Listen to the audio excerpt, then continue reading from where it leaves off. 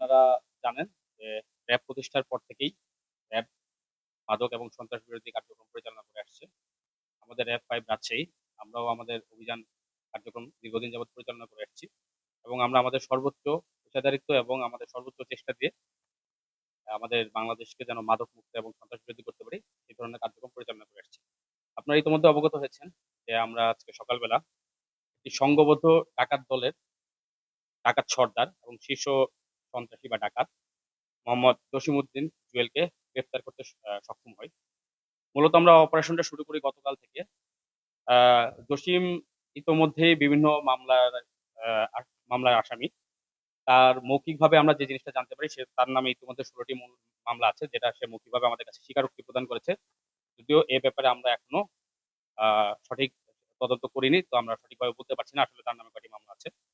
এবং গত ২০২৪ অথবা ২৫ সালে নওগাঁ জেলার মান্দা থা মান মহাদেবপুর থানায় আ সে একটি ডাকাতি প্রস্তুতির মামলায় গ্রেফতার হয় এবং ১.৫ মাস হাজত খেটে গত ১.৫ মাস আগেই সে থানা থেকে বের হয়। এবং বের হওয়ার পরপরই সে আবার ডাকাতি কার্যক্রম শুরু করে। তো লাস্ট যে ডাকাতি করে সে চাঁপাইনবাবগঞ্জে একটি খামার থেকে ৩১ টি গরু চুরি করে, বা ডাকাতি করে। এছাড়াও বিভিন্ন ধরনের ছিনতাই কার্যক্রম পরিচালনা করে। মূলত গতকালকে রাতে তাদের আরেকটি ডাকাতি কার্যক্রম পরিচালনা করার কথা ছিল।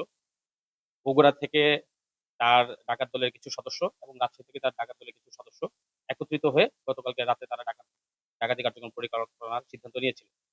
তো এই এই ঘটনাটি আমরা জানতে পেরে আমাদের গোয়েন্দা সদস্য এবং আমাদের আভিযানিক দলকে আমরা মাঠে নামাই এবং র‍্যাব ১২ বগুড়ার সাথে যৌথ অভিযানে আমরা মাঠে নামি। আমরা ডাকাত দলের প্রধান আসামি মোহাম্মদ জসিমউদ্দিন জুয়েলকে রাজশাহী তানোর থেকে গতকালকে সারারাত চেষ্টা করে আজকে সকালে ধরতে বা গ্রেফতার করতে সক্ষম হয় এবং বগুড়া গতকালকে ৪ জন আসামি বা ৪ জন ডাকাত ধরতে সক্ষম হয় গতকালকে রাতের মধ্যে। মোট ৫ জন ডাকাত দল সদস্যকে আমরা গ্রেফতার করি গতকাল রাত থেকে আজকে সকাল ৮ টার মধ্যে।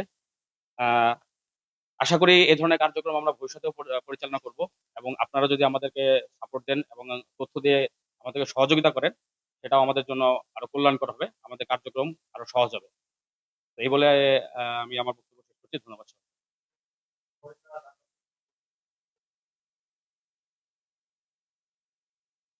ইতিপূর্বে এরা অনেক ধরনের ডাকাতি করেছে। তবে তাদের ডাকাতি কার্যক্রম শুরু হয় ২০১৫ সাল থেকে। কিন্তু আ সঠিক সংখ্যাটা বলা আমার পক্ষে এই মুহূর্তে সম্ভব না তদন্ত ছাড়া। গতকালকে তারা তানোরে ডাকাতি করার উদ্দেশ্যে যায়নি। তাদের ডাকাতের উদ্দেশ্য ছিল রাজশাহীর বাইরে।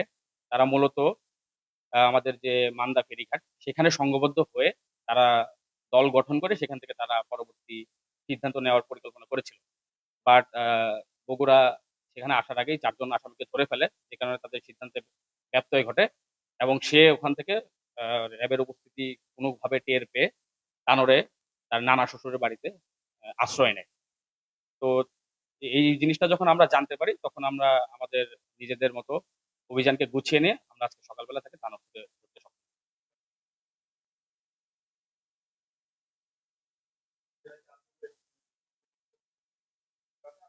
সংঘবদ্ধ গরুচোর না, এরা আসলে একেক সময় একেক ধরনের ডাকাতি করে।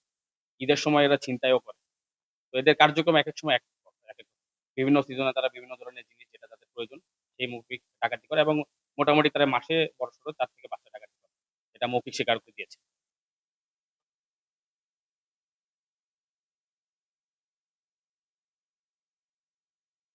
তার অ্যাকচুয়াল ঠিকানা রাজশাহীতেই। কিন্তু সে বিভিন্ন জায়গায় থাকে কারণ তার এখন পর্যন্ত আমরা যেটা জানতে পারি সে বিবাহ করেছে ৩ টা। এখন রাজশাহীতে তার ২ টা ২ জন স্ত্রী আছেন এবং বগুড়াতে তার ১ জন স্ত্রী আছেন। তো তার কার্যক্রম পরিচালনার জন্য তার সুবিধামতো সময় সে যখন যেখানে সুবিধা সেখানে অবস্থান করে। জাতীয় পরিচয়পত্র অনুসারে সে রাজশাহীর টাঙ্গল একই জায়গায়।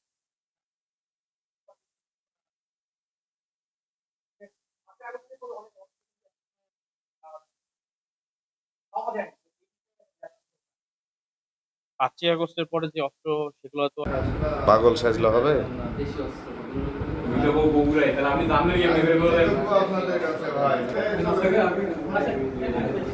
দিন ধরে তিনি ডাকাতি করতেন এবং কালকে যে ডাকাতির পরিকল্পনা করেছিলেন সেখানে একত্রিত হওয়ার পরে তিনি তার নিজের বাড়িতে না থেকে তার নানা শ্বশুরের বাড়িতে তিনি আশ্রয় নেন এবং সেখান থেকেই কিন্তু র্যাব পাকের সদস্যরা তাকে গ্রেপ্তার করেন, যেমনটি আমরা সংবাদ সম্মেলনে জানতে পেরেছি। তবে তার আনুমানিক বয়স 35 থেকে 40-এর মধ্যে হবে এবং তিনি তার যে ডাকাতির যে পিছিয়ে 2015 সাল থেকে তারা